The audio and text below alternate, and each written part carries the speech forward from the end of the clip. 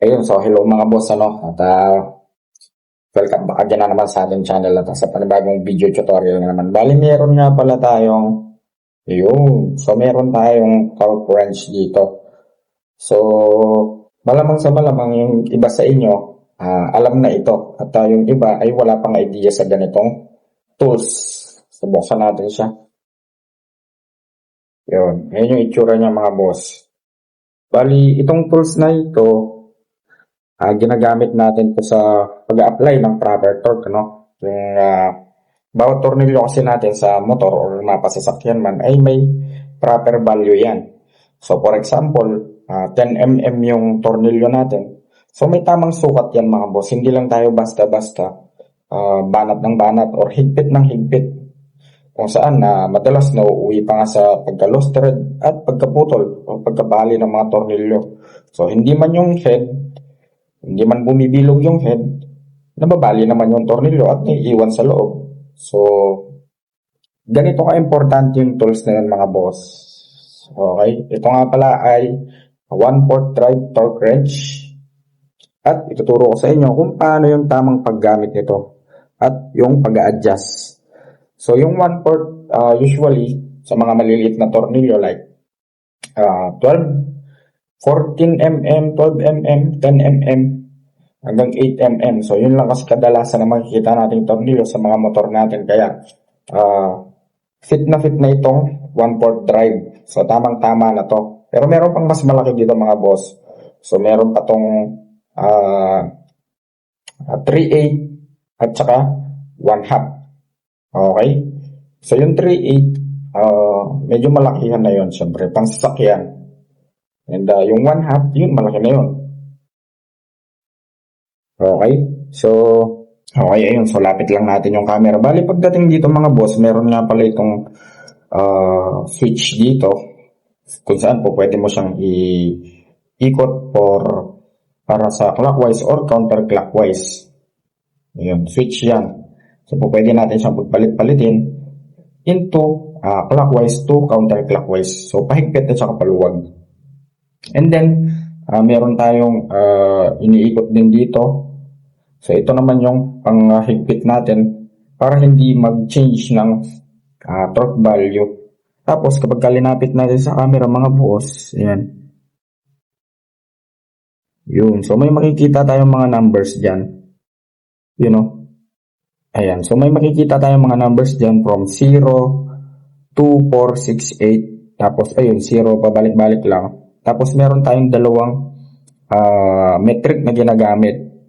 So, yung isa ay torque, Newton meters, and then yung isa ay pound. So, since nasa Pilipinas tayo, dun tayo sa torque Newton meter. Okay? So, harap lang natin yung camera. Okay, so ito na mga boss yung sinasabi kong number sa inyo. So, bali meron tayong 0 dyan, 2, 4, 6, 8. So, 8 yung pinakamataas, and then yung dalawang metric na gamit natin, which is itong torque Newton meter, and then yung pound. So, bali, since nandito tayo sa Pilipinas, yun, torque Newton meter yung gagamitin natin. So, lagi lang natin hahanapin lagi dyan yung 0. So, para ma-set natin sa 0 mga boss, ito yung 0. So, luwagan natin yun sa ilalim. At may ikot na natin tong handle niya. Yun. So, yung 0 na yun, may guhit yan mga boss. O pwede natin itutok yan sa may gitna. Ito, kung mapapansin nyo, yung parang tinik ng isda. So, yung pinaka-backbone ng isda. So, yan yung guhit na yan pataas. So, dyan lang natin lagi itututok yung guhit ng 0. Ito. Okay? Then, kapag mag-a-apply na tayo ng torque, for example, sagad natin sa 25. Ayun yung 25 nasa taas. So, hanggang dun dapat itong pinaka-base ng ating handle. Ito. Yung paikot na yan. So, dapat hanggang dun yan sa may, dito sa may 25. Ito. Wag dun mga boss, wag dun sa taas na nakaturo mismo sa 25. Yung dapat ayun sa baba. Yung sanga ng nasa baba. Okay, so sampulan natin. So 25 Newton meter yung kailangan natin. Pag inikot natin yan pa-clockwise, higpit yan. So dapat nakaluwag yung ating ilalim. Ayun, so ganun lang ang paggamit mga boss. Hanggang sa umabot na yung zero dun mismo sa may malayo pa. So isang ikot pa siguro to. So hindi pa siya umabot. So ikot lang natin, naabot naman yung mga boss. At eto na. So ayan. So yan yung pinakabasihan natin mga boss. So ibig sabihin naka 25 Newton meter ka na yan. Ngayon para hindi kumalas yan, higpitan mo dito. Hawakan mo lang. Yun. And then kapag ka-in-apply mo to, syempre hihigpit ka na. Set mo dito. So kapag ka hinigpitan mo siya, kusa ng pipitik yan. Or tutunog. So kapag ka tumunog ng isang beses, dalawang beses, okay na yon. So ibig sabihin, naka-apply na yung 25 Newton meter na torque dun sa tornilyo na hinigpitan natin. And then, bawas naman tayo. For example, ano pa bang available dito? So naka-base tayo sa 0, no? So, ayan, nandito tayo sa 13. So, halimbawa 13. So, ano ba yung available na pwede nating idagdag sa 13? So, 15 Newton meter. Ayun. Hanapin lang natin yung number 2. Tapos, itutok lang natin sa number 13. So, yun na yung pinaka magiging basihan natin para makapag-apply tayo ng 13 Newton meter. Yun. So, 13 plus 2 equals 15. So, ganun lang kasimple mga boss.